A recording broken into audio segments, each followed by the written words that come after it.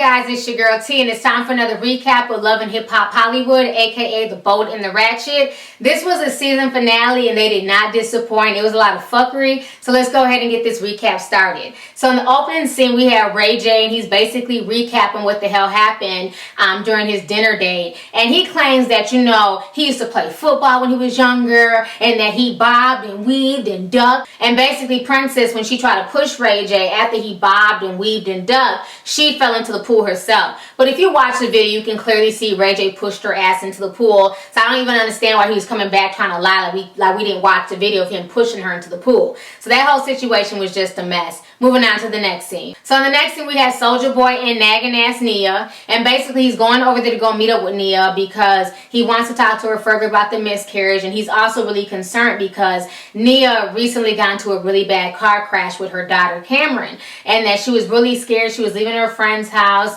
And basically, the car flipped over twice. And, you know, I don't know what to believe because this show is so scripted. She was supposedly showing Soulja Boy the pictures, but yet and still, they didn't show us, the viewing audience, the pictures.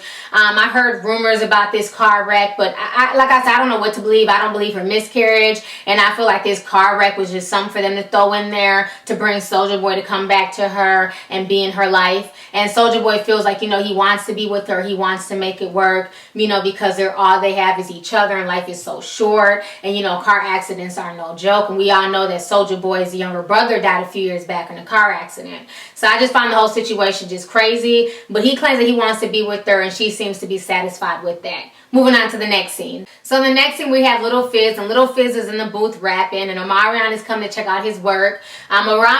Omarion is coming to check out his work, and they start talking about fatherhood, and Omarion is just, you know, he's just really happy. Like I said, he wears fatherhood really, really well. And basically, Little Fizz is telling him that him and Amanda broke up. He's no longer dealing with her. He was tired of Amanda constantly cheating on him, and Omarion feels like that's the best for Little Fizz, that he needs to just break away from Amanda. Then he proceeds to tell Omarion that he's messing with Miss Nikki Baby, and Omarion's like, what, Miss Nikki Baby? Oh my gosh, her body's crazy and all this other stuff. So it sounds like Little Fizz really has a thing for Miss Nikki Baby, but I'm not buying it. So Omarion tells Little Fizz that basically he's going to be going back to Atlanta. He's going to be performing and recording his album with Rick Ross. But that basically he needs to get everything together with Moniece. Moniece is a mother, his child. They need to get it figured out. They need to be on the same page, just like how he is with April. So Little Fizz agrees that, you know, what Omarion is saying to him makes a lot of sense, and that he promises that he'll end up meeting with Moniece. Moving on to the next scene.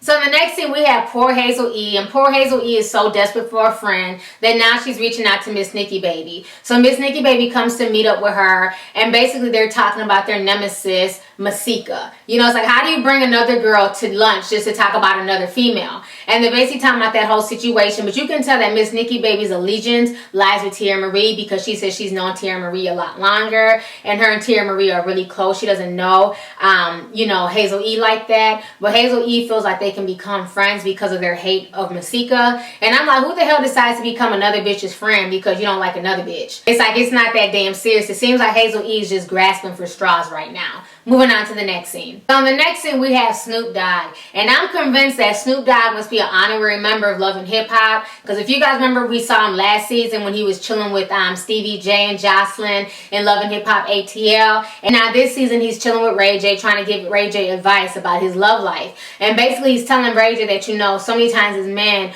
we want to run after video vixens and, you know, hoes and strippers and whatever else. But what we need at home are good wives and good women. And Snoop should know about that, being that he's always played his wife to the left, you know. But at the end of the day, you know, it seems like he's settling down. He's trying to be a family man again, so I can respect that. So he's trying to give Ray J the same advice as well. And then Snoop brings up Teairra Marie, and you can almost see where like the pieces click in Ray J's head. And he's like, you know what, you bringing up Teairra Marie, my mom, my dad, my sister, maybe that's who I'm meant to be with. Maybe Teairra Marie is who I really have feelings for, because the whole thing with me and Princess is just deaded. I'm not going to deal with it no more. So Snoop is like, you know what, if you want to be with her, you need to go on ahead and go get her. Moving on to the next scene. So the next scene we have Hazel E, and once again she's setting up a meeting to meet with Masika, and she basically wants to talk to Masika because she heard word on the street is that basically Masika and Young Berg are kicking it because that's what Miss Nikki baby told her. So Masika shows up, and I can't even front. Masika's boots are on point, her whole outfit is on point. Masika looks really, really nice. I liked her outfit, okay? So she gets there and she automatically has an attitude. Her weave is extra, extra thick, so you can't tell her shit. And so she has an attitude with Hazel E. And Hazel E's like, I don't know why you're coming here with an attitude towards me when you were supposed to be my friend and you turned around and now you're messing with Young Berg. That's some bullshit. And Masika's like, I don't owe you shit. You know what I'm saying? We're not friends. I've known Young Berg first, and now me and him are together. So you're just gonna have to deal with it. And Hazel E's like, you know what? You're just trifling. You're not a real friend. You're fake as hell, and that's bullshit. You would tell me to leave him all the while you're trying to get with him. And Masika's like, you know what? It is what it is. I don't have to deal with this. You need to move the hell on and stop calling me to these meetings. My problem with Hazel E is this: if you're over Young Berg and you're over the situation and you don't care, then at some point in time, you need to stop talking to Masika about the situation. You need to stop having meetings with Masika. If you don't care about her, you don't care about her friendship, let it go, because all you're doing is making yourself look desperate, thirsty, and continuously getting disrespected by people who don't care about you. So I really wish that Hazel E would just move the hell on, leave these people alone, let them stew in their own misery and bullshit, and find someone out there who's as loyal and genuine to you as you are to them. Moving on to the next scene. So in the next scene, we have Young Berg, and Young Berg is putting together a showcase for Teairra Marie. Teairra Marie has been really working out, trying to get everything done, getting her body on point, getting her dance steps together. Young Berg decides to invite a lot of people, including Sincere, aka Deacon Fat Ass. So he's in the audience. So Teairra Marie gets up there, she gets ready to perform, and then she sees Ray J walk in, and she automatically kind of gets nervous, but she's like, you know what? He put me through so much bullshit. This is dedicated to him. So she's on stage and she's singing her heart out. She's dancing. She's doing her thing. She definitely sounds a lot better than she did at that showcase that Sincere put together, but you can tell everything is scripted as hell.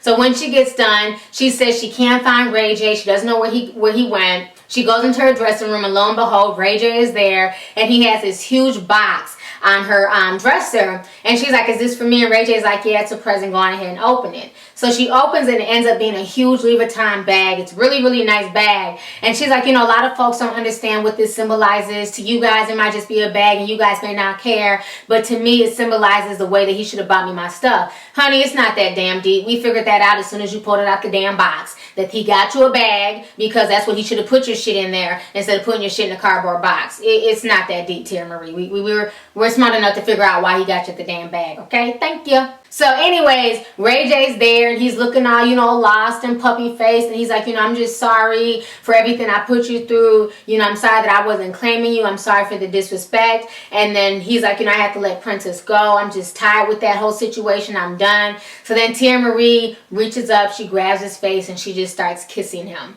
And they just start kissing, and he gets on his knees as if he's about to propose to her, but of course, that's too much like right. He's not proposing her, he's just kissing her hand and apologizing. Then he gets back up, because it was funny because her face was looking like, damn, he's about to propose, and then Ray J jumped up like, no bitch, keep on kissing me. So then they're still kissing and everything, and Teairra Marie, you can tell she's really happy, and she's like, don't kiss me too much, because if you do, you're making me horny. I ain't been with nobody in a long time. So basically that was code word for after this, we're about to go get it on.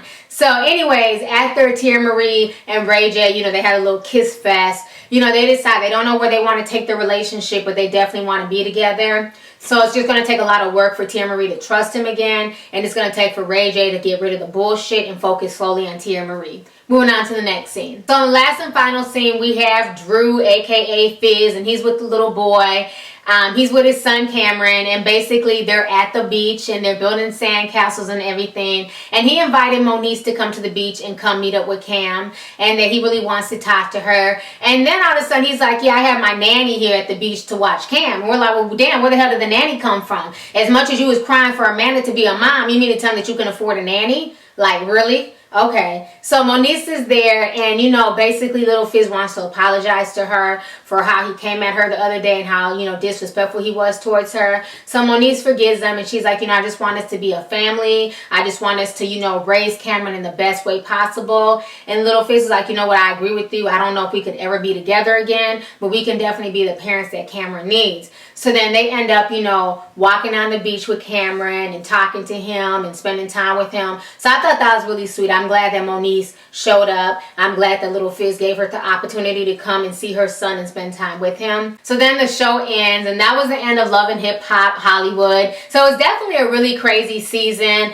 Lots of ups and downs, lots of crazy fights. I do see this being renewed. I do see this coming back on because honestly, Love and Hip Hop Hollywood was a lot more exciting than Love and Hip Hop New York. Love and Hip Hop New York has gotten so bland and dry lately, but they are coming back. They have a whole new cast coming up, so it's going to be really interesting to see how Love and Hip Hop New York goes down. But I really enjoyed Love and Hip Hop Hollywood. I enjoyed watching the show. You know, it was ratchet, of course, but you know, it was something to do on Monday nights. So anyways, go ahead and leave a comment. Let me know your thoughts on this last episode of Love and Hip Hop Hollywood. Are you going to be tuning in next week for the reunion? What was your favorite part of the night? So if you're not following me on Instagram, I'm LovelyT2002 and I'm LovelyT on Twitter. So make sure you follow me on both sites, and I wait to see the reunion show. It's going to be really interesting to see what goes down. So go ahead and leave a comment. All right. Deuce.